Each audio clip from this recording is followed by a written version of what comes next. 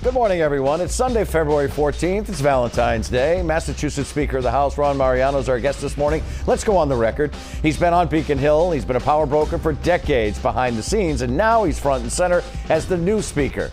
Is he the right man at the right time? Let's go on the record.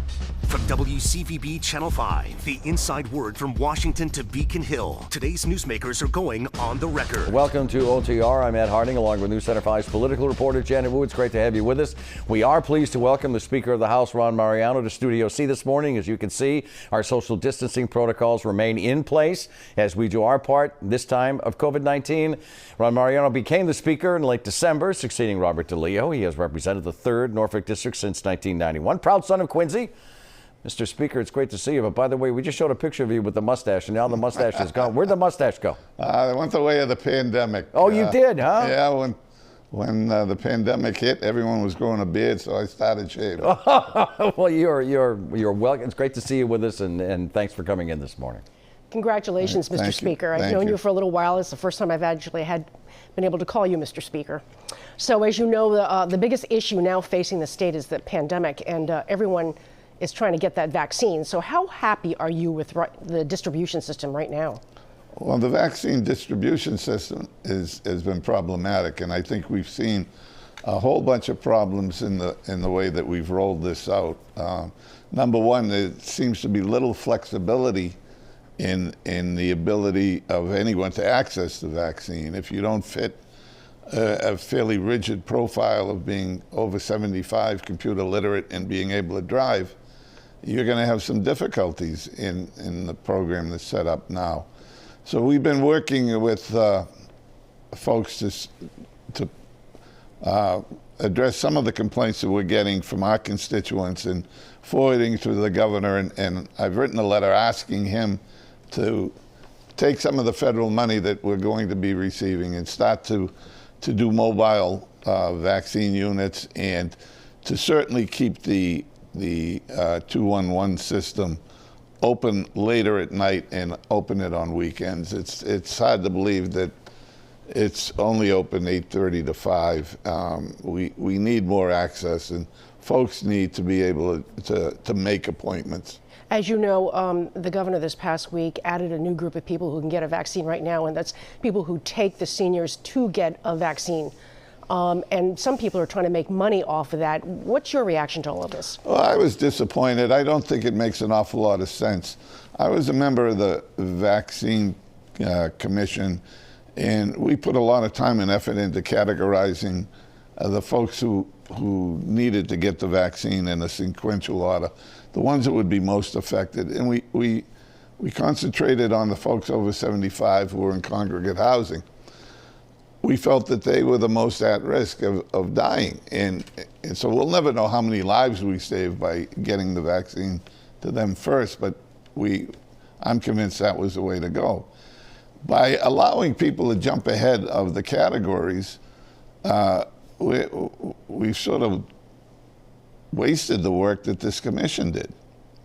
And so I think it was an unwise decision. Let's talk about teachers. Many teachers say it is not safe for them to return to the classrooms just yet, but many parents and the governor say it is safe as long as protocols are followed. The CDC even says that. So who's right in this argument, Mr. Speaker? Who's right? Well, you know, it's hard to determine who's right because everyone's home situation is different. I'm not going to tell a teacher who may be taking care of their elderly mother that they have to get back into the system, in the school system, and put their health at risk and take that risk back home to their family. I think we have to be a lot more flexible in how we approach this. I think teachers who want to get the vaccine, who feel the vaccine provides them a degree of safety, should get the vaccine. But we do have to get the kids back to school because they're the ones being most adversely affected. Mm-hmm. So what about, you were talking about sequencing just a minute ago. I mean, do you think teachers should be moved up ahead of perhaps the 65-year-olds? Should teachers be in this grouping now with the 75 years old? Yeah, I think if a teacher wants to be vaccinated and is comfortable that the vaccine provides them with the protection that keeps their family safe, Yeah, I think they should be moved up. Mr. Speaker, you've waited a long time for this moment to be Speaker. Some compare your election to Joe Biden's election to the presidency. You're a moderate Democrat who beat out progressives after decades in the political game. Last week, sitting in your chair, John Santiago gave you a rave review. What specifically do you offer liberals to your left that Speaker DeLeo did not? Well, I offer them an ear to listen to the issues that are their priorities. I offer them access in my leadership team that we appointed last week to one of the more progressive women in the House, in Claire Cronin, who has handled issues like the Roe Act, has handled criminal justice issues and whole sorts And she's going to be a majority leader, is that correct? Yes, yes. And you also have a Speaker Pro Tem that's a woman that's never, also a position that's never had a woman there, is that correct? Well, no, there's been a woman Speaker Pro Tem before. Oh, that's right. Patricia had that. Yes, That's right. yeah. That's correct. And you also have, there are 22 members of your leadership team, is that correct, that are people of color, and almost more than half of them? No, there are 22, I think, members of color in the House. Right. Of those 22, 12 will be in a decision-making position in the House of Representatives. So let's talk about the world that we live in right now. Former President Trump is now on trial in the U.S. Senate for inciting the January 6 riots at the Capitol, and they have fences up around the Capitol, and there is a razor wire on top of that. We're going to bring it down here to Beacon Hill. You still have tight security here on Beacon Hill. So the question for you, Mr. Speaker, is this the new normal? Not just for this week, this month, the rest of the pandemic. Is this the new normal for the foreseeable future? Well, I hope not, but for now, I think it is the wisest course of action we can take. There is an awful lot of unrest.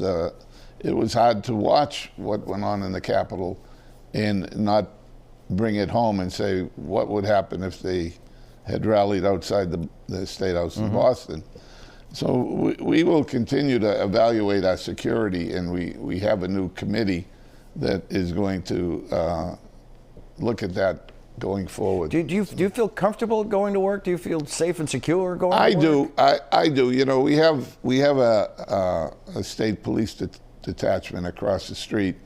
It's not a big one, but I'm confident that reinforcements would arrive fairly quickly if we needed them. We are talking with the Speaker of the House, Ron Mariano. We continue on the record. Stay with us.